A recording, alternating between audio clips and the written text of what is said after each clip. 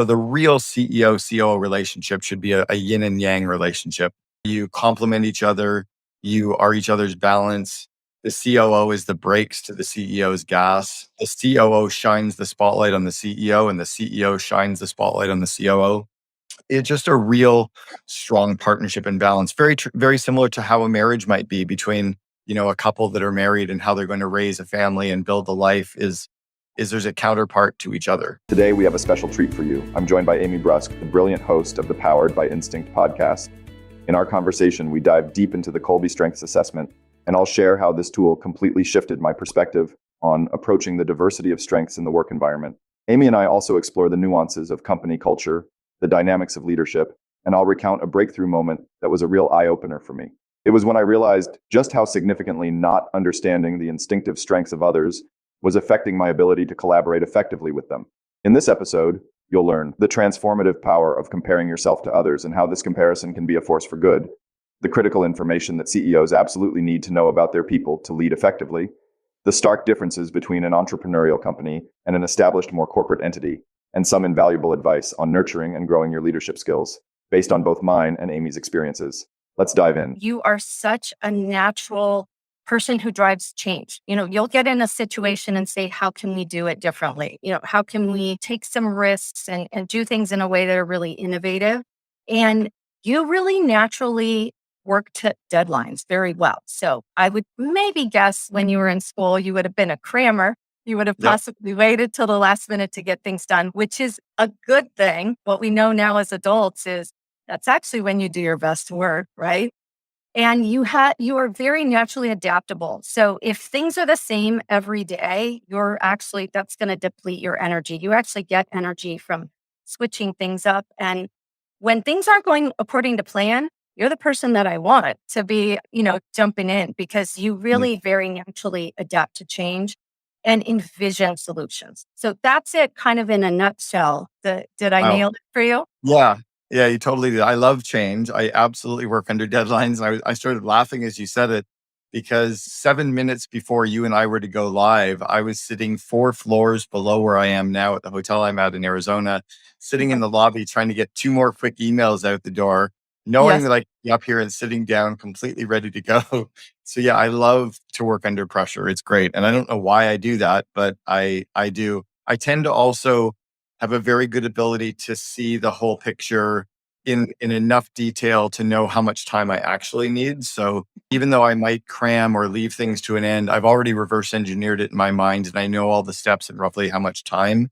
And I leave buffers, but not 2-hour or 2-day buffers. I leave, enough time to make sure that it's good. And then I also believe in minimum viable everything. Instead of just minimum viable product, for me, it's getting it done and out the door, because momentum creates momentum. So yeah, Sure. cramming is big for me.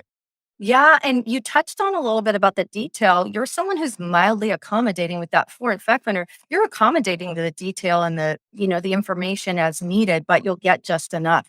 That I don't want to know all the details. I want to know that they have them and they trust them. That's But right. my brain, it's almost like my brain is a hard drive and it's very full. I don't have room for all the details. I just have to know that their servers have the details. So if I call on those details, they can give them to me in summary format. And then if I want more details, I'll ask, and they're good with that. Right. Absolutely. Yeah. It probably drives you crazy when somebody gives you long emails with all the details that you don't need, right? Start with the summary and the bottom line, and then they can put it there, but you may or may not skim it. Well, and I've had to learn over the years. It's funny, you mentioned my Colby at 4393. I did my Colby profile first back in 2002, I think it was, with Strategic Coach. And then I did it again around 10 years ago. And both times the number was the same, 4393. So I feel pretty confident that that's my grounding. But one thing I had to learn from doing some work with Colby was how to work with the high fact finders and the high follow throughs to understand their styles so that I can accommodate them and not be too fast for them. Like one of my team is a very high, they're like an 8 fact finder. So their first number is very, very high. And for me, I think the biggest gift I can give them is to say, do you have any more questions? What other questions might you have? So they go, wow, he's actually giving me the time to ask some questions, right? Or sometimes to just say, here's my bucket. Keep telling me all the cool you want to. I might not let it sit in my brain, but I'm quite happy every once in a while to let you tell me more because it's what they need to do, right? Yeah, you're touching on something that's so important, which is how do you get the freedom to be yourself? Kathy Colby describes success as the freedom to be yourself. How do you figure out how to do that, but at the same time not impose your results on somebody else, right? Your needs on someone else. So in a relationship, a working relationship, well, frankly, in personal relationships too, right? My wife's an 8 back finder. Oh, okay. That's so important to know. Oh, good. We could talk about that. Yeah. Like, how do you allow her to be her 8 and fact finder and you still be a 4 and it works out? And you just described it. When you really need the bullet points and the summaries, you'll make that clear. But then there's other times when you say, and what else? What else do you need to share with me? And so it's allowing people to do that. And frankly, in business, you know this, sometimes there's just way much to collaboration and way too many meetings. And there are times when you have to work independently and then come Mhm. together so that you can get your own needs met. I think a lot of it's just around communication, right? And just talking to the others and making sure that they're aware of my style, I'm aware of their styles. Whenever we do our Zoom meetings for our team or for our COO Alliance, our names in our Zoom. So my name is Cameron4393. We put our Colby profile in our Zoom name so Love that that. everyone else on the call understands even how we're approaching the situation in a Zoom meeting as well. I just think it's really powerful to understand the way the person's coming. My wife, as an example, we lived globally. We sold our home in Arizona, sold our home in Vancouver, got rid of our cars, sold everything, and we travel. So we've been in, I think, 10 or 11 countries in the last 4 months. She has everything planned out for the next 18 months. We know all the countries we're going to be in by week for the next 18 months. Airbnb's booked, travel calendars booked. I think it's a little overkill, but if I ever said that to her, frustrator, because the reality is that overkill allows me to just kind of meander through it nicely. So Sure. when she'll come to me and ask me an opinion on, hey, which of these 7 Airbnbs do you want to look at? Sometimes I'm just like, just pick one, but I'll kind of in a way humor her, but in a way also go, yeah, I can slow down enough to look at these 7 because she's Mhm. asking it first, right? So Yeah. I think it's just being accommodating and caring and understanding the other person and not letting their style upset me, but realizing that my style could upset her if we don't understand how we complement each other. Absolutely. Oh my gosh, what a great example. Because probably when you guys decided to make such a radical change in your lives and just sell everything and start traveling, you had the vision, you decided we're doing this. And then it took her a while to catch up. And that's okay, right? Her And vision there, was to create a master plan and this master spreadsheet. And mine was, let's pick a city and let's go. Let's do right, Barcelona for a month and then we'll figure out the next one. She's like, no, I right. need to figure out the next 62 cities in a row. Now there's some comfort in me knowing that she has our plan too. So Yes. Well, so tell me a little bit more about what you have just gotten to the point where you have mastered this, understanding how to be you and then working with the people around you. When you first got your Colby result, or maybe even way before you got your Colby result, can you think about times in your life where maybe you weren't free to be who you are? And how did that challenge you, whether it was at school or at work? Frankly, you have a profile where you're not as much of you don't look like the teachers in school, right? no. They look more like your wife. So how did that play out for you in your life? Yeah, my teachers told me that I was winging it, shooting from the hip, making stuff up on the go, that I wasn't focused, that I was leaving things to last minute, that I wasn't organized. And I was like different to that. I was like, well, I'm also running a business on the side and I'm managing the ski team and I'm on student government and I have 12 employees in second year university. So I'm not sure that you really have the rest of the picture. I just knew that I was very different. I'll tell you something that I got from Colby early on was I'd already built 3 companies prior to doing my first Colby profile. So I'd already done some pretty big, substantial businesses. When I did the Colby, all of a sudden I realized why people thought I was crazy, why they thought I was making it up on the fly or shooting from the hip, or why my thinking out loud bothered them because they didn't understand where it was coming from and how it made me me. It gave me a glimpse into me. And then the second piece of the puzzle that I think worked really well for me was understanding the 4 other, I don't think we call them profiles, but the 4 other colors or the 4 No. other Uh-huh. modes. Yeah. So the first, like for me, understanding Fact Finder was really easy. The higher the number, the more questions they ask to initiate a project. Got it. The second number, when it was called follow through, was confusing for me. And I think it's actually, to me, mislabeled. I would call it a systems person or a Mhm. systemizer because they're in my mind, they need a playbook or an SOP or a checklist or a plan startup, right? It doesn't mean they're going to follow through on the project at all. And most entrepreneurs, most high quick starts think they understand what follow through means, and they don't understand what follow through means. So me understanding that was powerful. And then the same with implementer, I call it like they need the tools or the model. It doesn't necessarily mean they're going to implement something. They need the implements. So Right. some of it was just understanding, slowing down enough to understand it enough was really powerful. And then I did something, gosh, this is going back 16 years with Colby. I call it an A to A match. It was me and one of my, is that what do you call it when you have Well, two? the A to A, comparison report. Yeah. So I did this A to A comparison report and had someone from Colby walk me and my second command, my VP of operations who reported to me, walk us through it together. Holy shit, it was powerful. She was a very high fact finder and a very high follow through. So for her to start a project, she needed to ask a lot of questions and put a system in place. And I was such a high quick start. I used to think she was arguing with me. She wasn't arguing. She just needed to ask a bunch of questions to catch up with me. And then I realized, oh my gosh, I've been answering the questions in my head for 3 months. It's no wonder she needs the questions. She hasn't been inside my head for 3 months. It was really understanding the other modalities or modes that made me understand mine even more as well. Oh my gosh, thanks for sharing that because it is so much more powerful when you can compare yourself to someone else and then you get it because we just have been doing this for so long. This is our need to act in a certain way that seeing someone else has the same need, that's just as much of a need for your second in command, right? To Mhm. get that Yeah. to act in that way. So they're not doing something to you, they're not trying to frustrate you. It really is what you can count on from them. It's not going to change, right? We're not going to change these people we're working with. With our COO Alliance, we got every member of the COO Alliance to do their Colby A profile, and we're trying to get all of their CEOs to do it as well. Now, the CEOs are not members. One of the things I've been teaching them is most of the CEOs are kind of high quick starts. At Yes. least most of the entrepreneurial CEOs. Once Sure. you're the CEO of a Fortune 500, it's very different. Yes. But entrepreneurial CEOs are very high quick starts. Most of the entrepreneurial COOs are very high fact finders and follow throughs. Right. So what I told them was when your entrepreneur comes to you with a new idea, instead of asking all the questions right away, which was going to have them getting frustrated that you're arguing, Sure. just say this: I love your idea. Can I ask a few questions so I understand it more? They'll say, yes. Wow, you love my idea. Let me tell you more about my idea.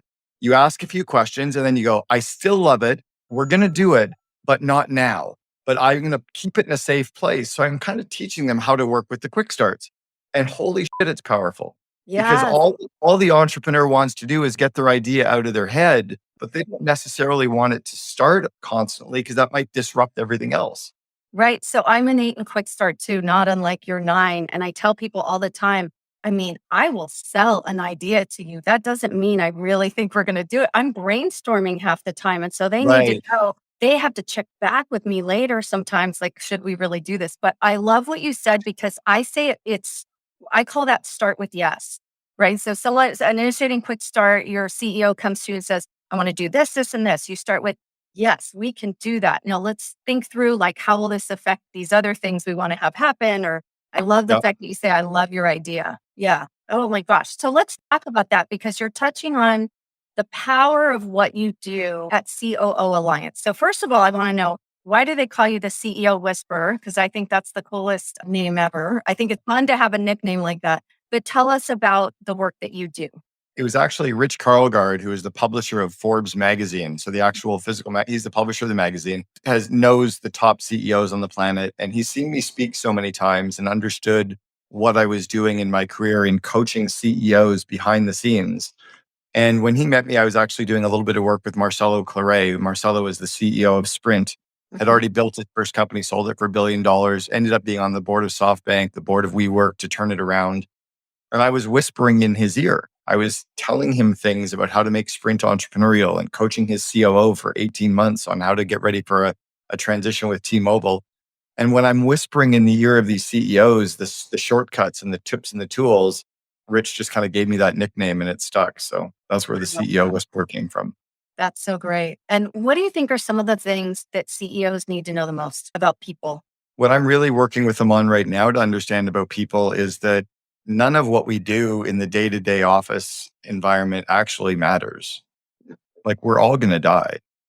This is just what we're doing and they're doing to make money. And we need to be really empathetic to the fact that as humans, every single one of them, you and I both, are struggling with something today in our personal lives that weighs on us. And if the CEO can build a culture where we're truly empathetic of people and we care about people, we care about their insecurities, their vulnerabilities, their relationships, their personal finances. Like if we actually gave a shit about them as humans, they would care about the business more than they do today. And I'm really trying to get the CEOs to slow down on that because most of them, when they're aware of it, realize, wow, you're right. Because I'm sure you have something that you're struggling with, right? And we all do. My dad's in hospital having gone through a heart attack and a major cardiac arrest 6 days ago. So that's one thing I'm really working with them on is just to slow down to truly care. As an organization, they spend so much time in the business and not maybe with their families or the things they really do care about. So it is like a second family. So we would hope that we care enough about our employees to make that happen. But there actually is a business case for it too, right? So there are two different reasons to do it. And I think things have changed so much in the last 20, 30 years as far For as the sure. mindset. Where leaders, I used to go in 28 years ago or something, and they would say, fix my people, tell me what's wrong with them. That's why they wanted to do Colby. Like, just tell me what's wrong with them and what I need to fix. And now people really do have this mindset that I should actually care about your strengths and tap into that. And I need to know you as a person. And there's, something, a lot of the research on teams talk a lot about being able to be free to be yourself on a team and really speak up, push back, but also be who you are and let people into your life a little bit. And that kind of trust that builds with that is really powerful. Well, and I actually try to work with companies to have them think of their business more as a team and less of a family for a couple reasons. You can't fire people in your family. And we actually Yeah, can fire people in our company. We can get rid of people. right. So in your family, that toxic aunt or grumpy uncle, unfortunately, they're with us forever. And we kind of have, but in the business world, you can get rid of some of those cultural cancers.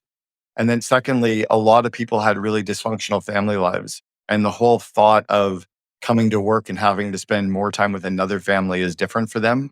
They understand the idea of a team and the high performing team and the coaches on a team and having each other's backs and, maybe not all of us being best friends, but respecting each other. And so that's where I try to definitely go is on the team approach. Right. Oh, that's great. Yeah. Well, I love in meetings talk. By the way, one of the best titles for a book ever. I love the title of that book. You talk about the need for some of the offsite retreats and just time together in some way in order to get to know each other a little more personally. So I really did love that. Tell me about the CEO COO relationship. What makes that so special? And what are you guys focusing on at COO Alliance around that? But the real CEO COO relationship should be a yin and yang relationship. You complement each other, you are each other's balance. The COO is the brakes to the CEO's gas. The COO shines the spotlight on the CEO, and the CEO shines the spotlight on the COO. It's just a real strong partnership and balance. Very similar to how a marriage might be between a couple that are married and how they're going to raise a family and build a life is there's a counterpart to each other. So a lot of Right. trust, a lot of complementing each other. It's about working, if the CEO is strong in four areas, you want a COO that doesn't want to work in those areas at all and is really strong in the areas that Sure. are weak. It's a very misunderstood role. Harvard actually wrote an article years ago called The Misunderstood Role of the COO. And it's different for every company. As great of a COO as I was for 1-800 Got Junk, right? I took them from 14 employees to 3,100 employees in 6 years. I was an amazing COO for them. I would have been the wrong COO for 95% of my COO Alliance members. I would be terrible in their companies because I don't balance with their CEO properly. I'm too entrepreneurial as a match for their CEO. They might want somebody that's more inward facing on finance and engineering and IT, and I suck at all of those. Right. So, so it's a really strange role. Whereas a Yeah. chief marketing officer, you can almost plug and play a chief marketing officer into every company or a chief technology officer. It's very interchangeable. It's a very, very different role to get figured out. Right. Oh my gosh. Such interesting examples because depending on the life cycle of the business, I mean, you were a second entrepreneur in that business. You really, as a Yeah. COO, everything you were doing was innovating because to go from however many employees you said to 3,100, I mean, that's a massive jump. And it reminds me a little bit about David Colby and me. So we're both owners in the business. He's the CEO, I'm the president, but we both are very entrepreneurial. And I was saying the other day, I go, at a certain size, I would not be the person anymore. This just wouldn't be fun for me anymore. The new COO at 1-800-GOT-JUNK is a guy named Eric Church. He and I started a fraternity together 34 years ago at Carleton in Ottawa. He's been their COO now for 9 years.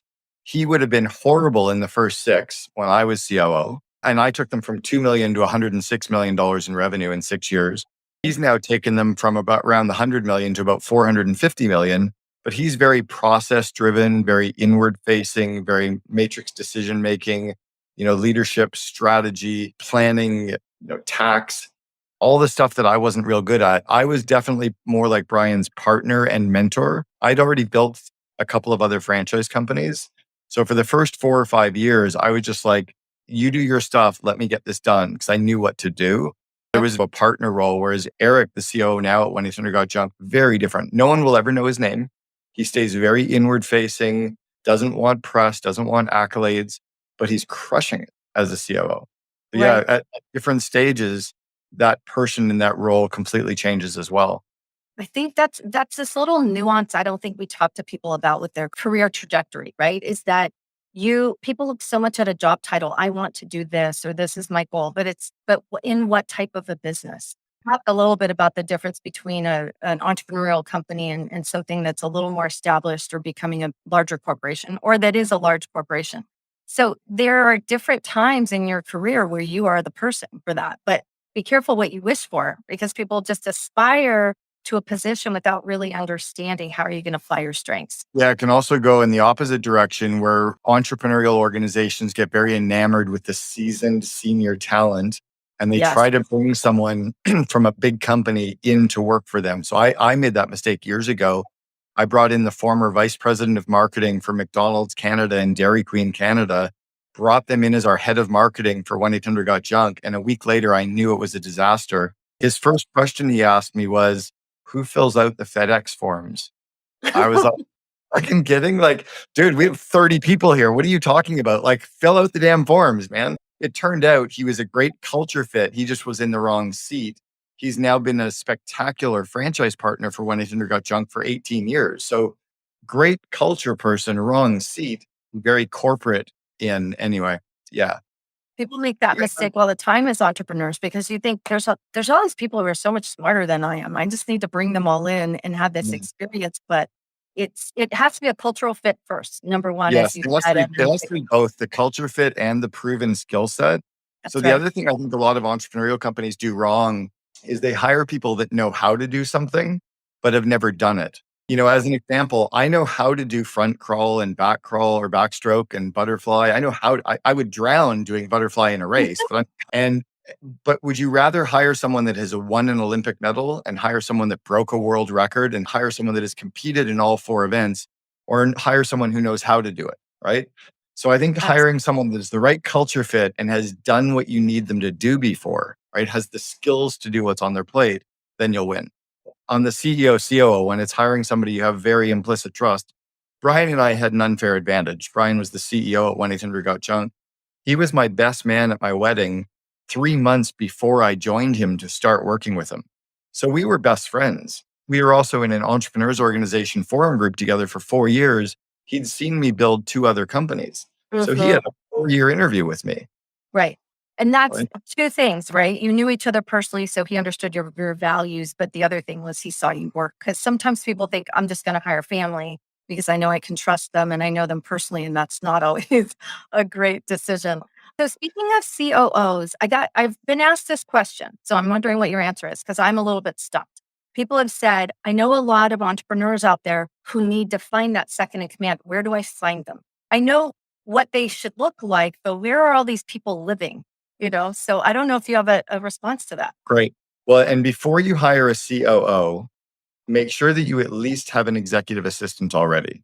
If you don't have an executive assistant, you are one. First thing you need to do is go hire yourself a really good, solid executive assistant to Right. get all the administrative work off your plate, all the lower impact tasks off, all the lower price tasks off your plate. That might free you up for another year before you truly need the second in command. So that's the first starting point. Secondly, a COO, if you remove the title, right? I think Shakespeare said a rose by any other name would still smell as sweet. So a person doing operational stuff is working in operations somewhere. Now they should have good understanding of all the business areas. So they're probably working in mid-sized companies in the 40 employees to 200 employee range companies. They have access to the leadership team. They've seen all the other and worked with all the other business areas.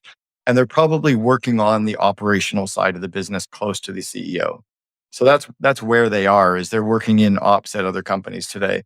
I also believe that great employees are never out looking for a job. They have a great job. They work for a great company. In fact, I'm having dinner tonight with the CEO of a search firm based in Phoenix, Arizona that I've referred clients to for 11 years. The company is called Y Scouts. They recruit very seasoned C-level and VP level executives, and they only look at culture fit first and then skill set second.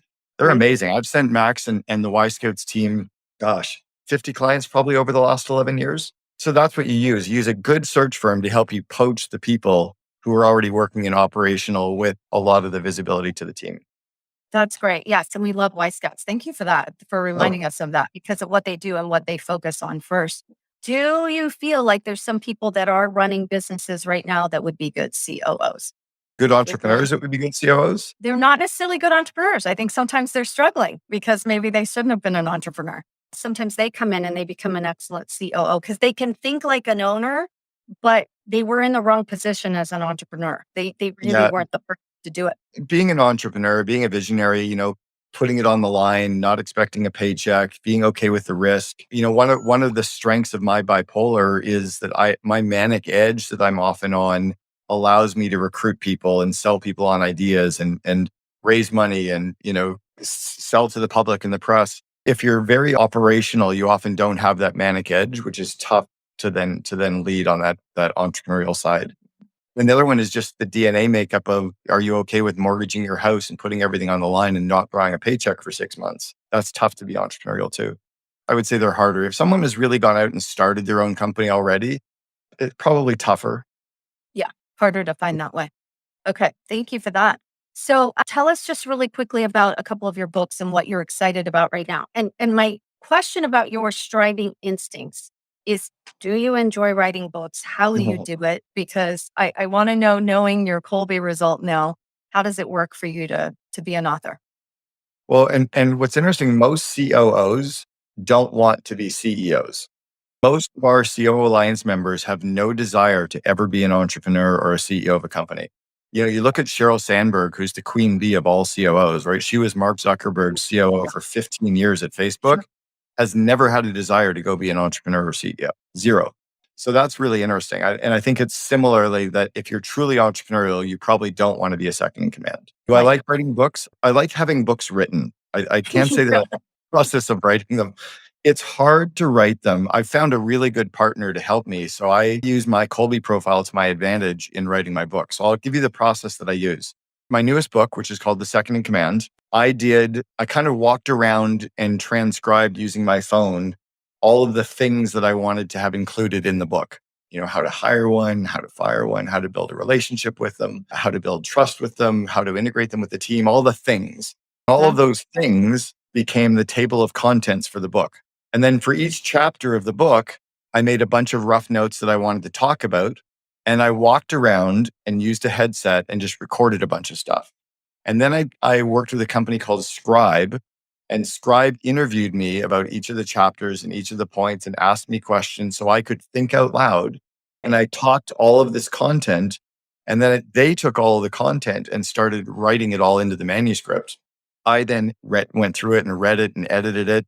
Right. So I used my unique ability and I used my Colby profile to my advantage. That's how I got the book to where it I is. love that. Yeah. So, and you figure, did you always do that? In the No, way. my very first book, Double Double, I did it that way using something called Dragon Dictation. This was back because it I was remember. 12 years ago before Siri and anything Yep. existed. I used Dragon and a headset that was Bluetooth for my phone or my laptop, Bluetooth my laptop. Yeah. So I did my very first one that way. I learned that because I'm very good at thinking out loud. I'm Mhm. very good at speaking from a stage. When I sit down and have to type something, I freeze. And so I used to write my memos that way as I would send my assistant an audio recording. She used to have to type it. Now we just use Otter and she gets a transcription and then she polishes it. And then I send it to a copywriter who really polishes it. It's out the door. So for me, it's like 5 minutes, her 5 minutes, and the copywriter a half hour for what used to take me a week. Sure. Oh, I love that. Yeah. And And for it's those of so you that initiate and quick start out there, spoken word is everything. When someone says, "Can you put that in an email to me?" I'm like, "No, can you call me on the phone and I'll tell you in 30 seconds." Like, why would I have to put that in an email? So I really avoid having to do that as well when I communicate. I'm even using now when I'm on social media, my assistant helps me find a bunch of questions that people will post on social media for me to reply to. The way I reply is I send a Loom video. So if I'm on Facebook and I see somebody asks about how do I hire a COO, I do a 90-second Loom video and I drop that in and everybody's like, wow, it's amazing you took all that time. I'm like, no, it was 90 seconds and it was super easy and I didn't have to type all the shit out for you. It was a shortcut for me. I love that. Well, and what good advice for everyone out there to really start figuring out what are your shortcuts? What can you be doing to make sure you're your most productive self? And you have to make sure that you have people in your life that you're not just aspiring to look at someone who does things in a totally different way than you do. So sometimes you can use information about someone, how they're running their business, or some good advice on things with finance or whatever it might be, but you really have to step back and say, would I solve a problem the same way this person would? So if you don't share the same strengths, sometimes I find that people are trying to emulate someone that would be taking action in a way that's totally different. For me, one of the biggest shortcuts that I'm obsessed about right now is not just growing my skills as a leader, but how do I grow the skills of all of the managers in my company so that I give them the leadership skills? And I'll give you an example. Most managers, right? If you manage people, whether it's two people or 20 people inside of a company, you have to interview people. Most managers have never been trained on interviewing. You're probably running meetings in person or over Zoom. Most of them have never been trained. You're probably doing one-on-one coaching, delegation, time management, email management, conflict management, problem solving, project management. So what I did is I created a course called Invest in Your Leaders to actually give managers those solid skills so that I believe if we grow their skill set, they'll grow the company. So many companies out there are trying to train people on what we do, like trying to train them on Colby or Right. train them on making widgets, but we don't ever train them on the culture of the company and the history of the company and the core values of the company, nor do we ever get into really growing them as leaders. And if the company scales, right, when the company goes from 2 million to 4 and from 4 to 8, from 8 to 16, if you haven't grown the skills of your managers, they're out of a job or your company's going to stall because they don't have the skill sets to get to the next level. And what a shame, right? They're out of a job because they are people that are fabulous for your culture and have been there the whole time, but we didn't do what we needed to do to get them there. Is that a course then? That's a course for anyone, any kind of manager, not just Yeah. COO. Yeah, it's for all managers. Like one of our members of our COO Alliance, she has 34 of her employees going through the Invest in Your Leaders course because she wants to grow their capacity. And then I priced it like $747 per person. So as she said, if I'm not willing to spend $747 on them, I should probably fire them. Like for $747, you grow their skills. It gets so much easier. Is that remote or virtual or is it in Well, it's person? all no, it's all virtual. It's all self-guided. It's me teaching all of the 12 modules. It's the core 12 modules that I trained everyone at 1-800-GOT-JUNK and Gerber Auto Right. Body and every business that I built. And then all the clients I've coached globally, I coach them on all this stuff. I love that. And this is the kind of stuff entrepreneurial companies don't have set to go. When you work at a larger company, there are management trainings for junior managers and bringing Right. people up, and we just don't have that. So I love that solution. Okay, so lastly, are there any trends in leadership or things going on that you're thinking about most right now, or that Now, interest you? one big one right now, because the trendy things that have been talked about in the last probably 6 months, one was the great resignation. The other one is quiet quitting. Yes, Well, I'll tell you, quiet quitting is not something new. Years ago, we used to call it coasting, right. right? People were in jobs coasting. It's the same different label. I'm not so worried about quiet quitting, but the great resignation is actually a really good thing. It means that good employees can finally quit working for companies and driving 30 minutes each way for the privilege. And it Right. means they can probably work remote for a better company somewhere else. It's raising the game where you have to be a really good company now, or Yeah. you're not even going to get B or C level people anymore. It can just go work somewhere else. So I think what's going to be good is it's going to force companies. It's kind of like a coffee shop. Years ago, you'd walk into Starbucks, they played jazz, they had good food. Now every coffee shop plays jazz, every coffee shop has good food, and Starbucks is kind of in the middle. Starbucks is no longer a real cool place anymore. Right. Well, average companies are going to be below average very, very quickly. So, what I'm trying to get leaders to understand is it's kind of like if the rate of change outside your business is greater than the rate of change inside your business, you're out of business. They need to adapt or die. And everything we used to know about company culture is different now that we have hybrid and remote teams. Right. Absolutely. Oh my gosh. Yeah. Thank you for saying that. That's huge because I do think there's so much focus right now on quiet quitting. And Gallup has almost been frustrated. They're like, we've been telling you about this forever. There's a lot of people who aren't engaged and there's actively disengaged. They're the loud ones. You know who they are. But Right. there's a whole other group of people that have been coasting for years. And But great. entrepreneurial companies often don't have those people because we can spot them. But Yeah. when you get into kind of the 100 to 500 person or the 100 to 1,000 person, that's where the death zone is.